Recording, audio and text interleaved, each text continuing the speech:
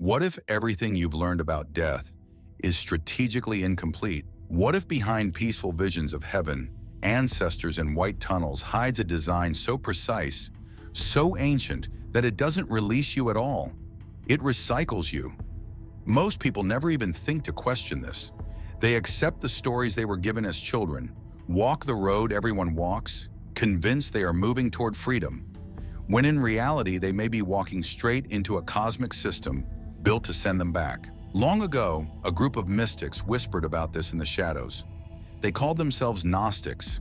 They dared to say the unthinkable, that the world we move through every day is not the creation of a loving, perfect God, but the artifact of an imitator, an arrogant architect, a counterfeit ruler, the demiurge. According to them, this being did not just shape matter.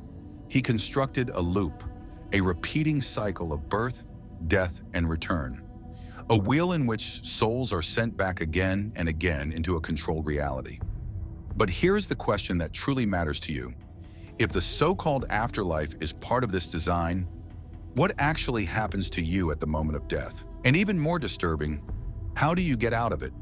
You won't find this in polite sermons. You won't find it in pretty self-help books wrapped in pastel colors. You won't find it in the only love and light slogans of the modern spiritual market. This is the kind of knowledge that was suppressed, burned, declared dangerous. Because if enough souls remembered it, the system itself would start to fracture. In this video, we're going to step into the Gnostic vision of death. You'll see why they believe that what many call reincarnation is not a ladder upward, but the engine of the trap. You'll learn the subtle signs that suggest a soul is being lured back into the cycle. Most people will never hear this. Most will drift toward the brightest thing in front of them, trusting anything that glows. But what if the prison of the demiurge doesn't stop at this world at all? What if it extends through death? A vast mental architecture of images, emotions, and familiar faces, all designed to steer you into another lifetime. What if death is not the end, not the true beginning, but the greatest illusion in the entire game? Because what you are about to hear is not just another theory about the afterlife. It may be the key to stepping off a wheel that has been turning since the dawn of human history. Ancient warning. Long before modern dogmas took shape, the ancient world was full of competing gods, secret cults, and forbidden texts. In that world, the Gnostics stood apart. Hidden in caves near Nag Hammadi in Egypt, lost for centuries and rediscovered in the 20th century, lay their writings, fragments of a tradition that dared to say, the world you see is not the ultimate work of the true source. They spoke of a higher, infinite realm, a fullness of light and consciousness, often called the pleroma. From that fullness came emanations of the source, one of them being Sophia, the embodiment of wisdom. In one telling, Sophia acted alone, moved by curiosity, desire, a solitary impulse to create. From that misaligned act, a flawed consciousness was born, a being unaware of the higher realms, convinced that he was the only God there is. That being is the demiurge. Blinded by his own arrogance, he shaped matter into a vast construction, a reality that glitters, yet binds. He set over it rulers and powers, the archons who govern cycles, stars, social systems, even patterns of thought. At the heart of the Gnostic warning lies this claim. The soul does not belong in endless repetition. Its true home is in the realms of unbounded light, not trapped in a dense temporary body over and over again. Yet the demiurge's design recirculates souls. Each life, each body, each struggle feeds his order of control. At the time, this idea was revolutionary. Most religions promoted death as a gateway to reward or punishment. The Gnostics said something far more unsettling. Death itself can be part of the trap, and they were not alone in hinting at this. Other traditions, like certain Tibetan teachings, warn of dazzling lights and deceptive visions after death, meant to guide the soul back into embodiment. Even early Christian thinkers who speculated about pre-existence and multiple lifetimes were later branded heretics and erased from official doctrine. Why such obsession with erasing these ideas? Because fear of death is the strongest form of control. A soul convinced it must come back again and again to earn its way out will submit to almost anything. A soul that remembers it was never meant to be trapped at all becomes dangerous. Dangerous to human rulers, dangerous to astral hierarchies, dangerous ultimately to the demiurge himself. The Gnostics saw themselves as exiles in a counterfeit world, carrying a spark from beyond it. Their aim was not to polish the prison, not to make the cycle more comfortable, but to exit the cycle. And buried in their texts are clues, symbols, and mythic instructions for those who would dare to wake up inside the maze. The light that isn't light. So what actually happens at the moment of death in this vision? Imagine your last breath leaves your lungs, the body grows distant, the weight, the pain, the noise of the physical world falls away. Suddenly you feel light, clear, unburdened. Countless near-death accounts begin here. Then it appears, a radiant glow, an opening, a light that seems to emanate pure love. It pulls you in. Familiar figures stand within it, relatives, guides, beings that feel indescribably kind. You feel understood, forgiven, welcomed. For a moment you are sure, this is home, this is heaven. The Gnostics would stop this scene and say, be careful. Because in their understanding, what many call the tunnel or the light can be a construct, an energetic corridor designed to channel you back into the very system you just stepped out of. The comforting voices might not be your family at all. They may be forms, simulations fashioned out of your memories, used as hooks for your emotions. The ancient texts don't use the modern phrase reincarnation trap, but they do warn that souls can be captured, deceived, and pushed back into new bodies. Why? Because the demiurge's machinery thrives on return. Each time you incarnate, you forget. You forget your origin. You forget your power. You forget that you even forgot. While you struggle with survival, heartbreak, fear, desire, distraction, the archons reinforce their grip. In modern language, it's like a cosmic hypnosis loop. You wake up briefly at death, then are gently guided back into sleep. The Gnostic texts describe rulers of the air, spheres of influence, veils and layers the soul must pass. They depict a reality where illusion is not just visual, it is emotional, mental, spiritual. And there is a reason the light feels irresistible. The trap is made of your deepest longing. Your longing to be safe, to be held, to be reunited with God, to see lost loved ones again. What better bait than the faces you miss most? What stronger magnet than the idea, come back, you still have more to learn? The Gnostics insisted that beyond the artificial glow lies a radiance that cannot be counterfeited. The true light of the higher realms. The difference is subtle but absolute. The false light fascinates and demands. The true light awakens and liberates. And this is where Gnosis comes in. Not belief, not blind faith. A direct inner recognition that can sense, even in death, the difference between projection and reality. Because without awareness, how would you know one from the other? Judgment, karma, and the cosmic court. If the first phase of the trap is seduction, the light, the reunion, the relief, the second phase is judgment and binding. Many near-death experiencers describe something called a life review.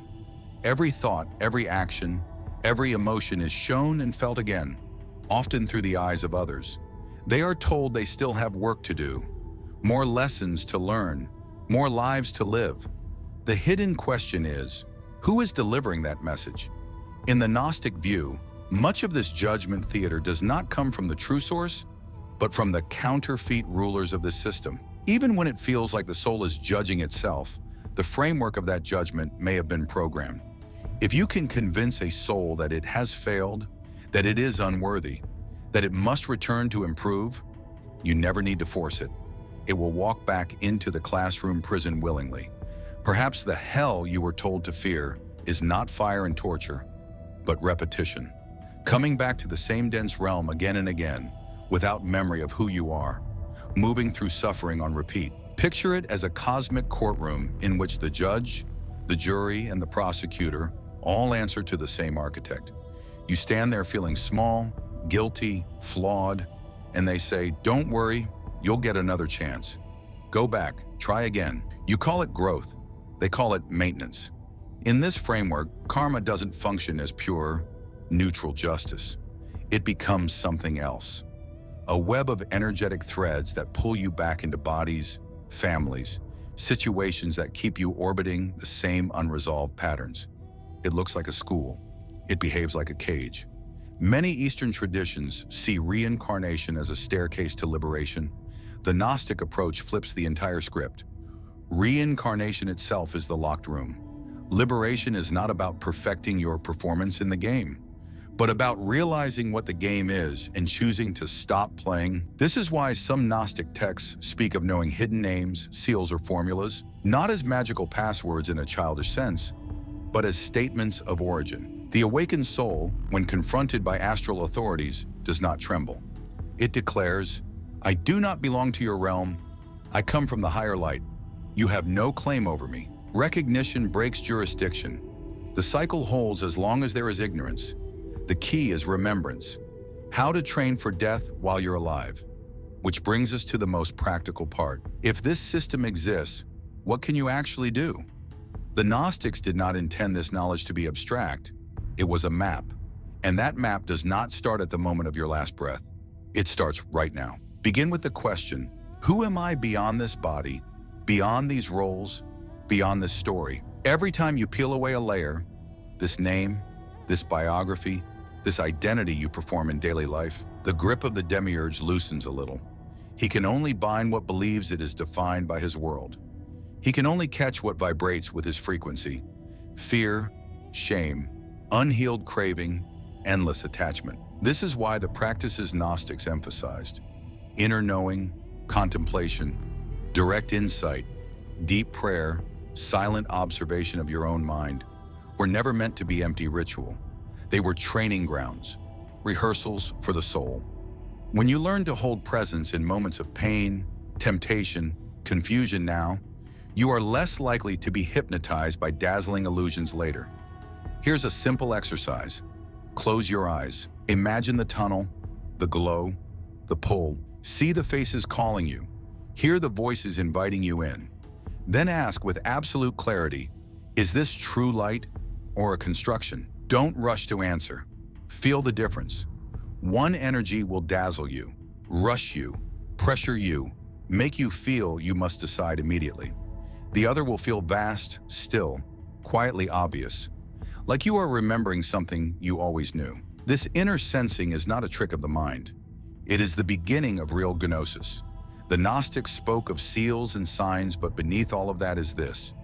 You must know deeply and repeatedly that you are of the infinite source, not a possession of the demiurge.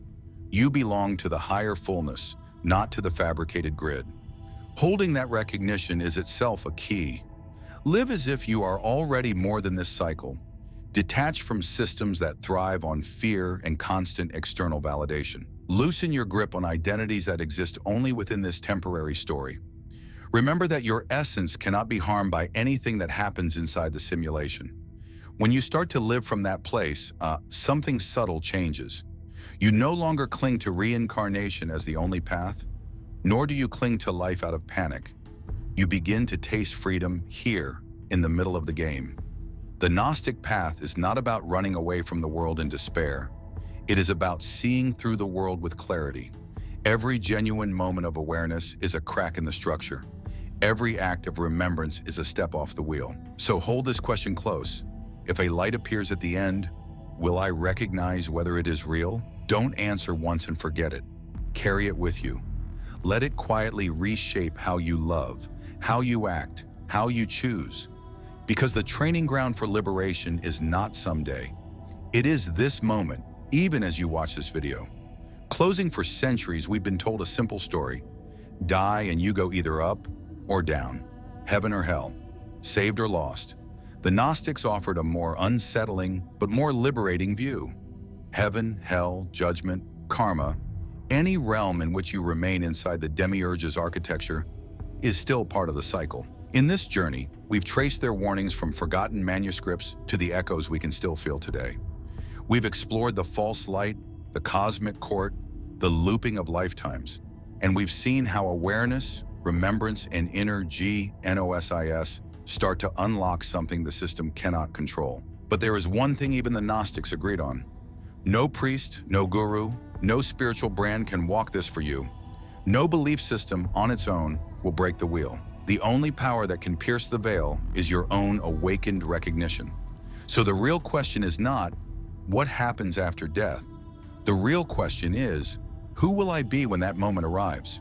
Will you drift toward the first comforting glow you see? Or will you pause, remember, and choose which light you trust?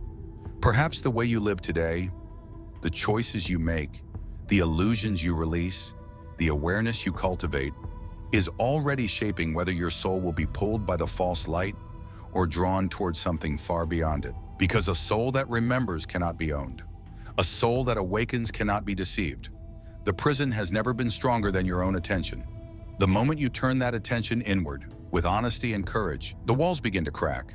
Death is not the end. It is not truly the beginning. It is the test. And the key has always been inside you.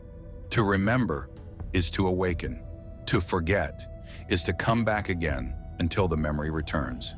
If this message resonates with you, let it move you into reflection. Share what you feel beyond the fear, beyond the programming. And if you want to keep exploring hidden knowledge and forbidden maps of reality, make sure you subscribe and stay with us on this path of deep questioning.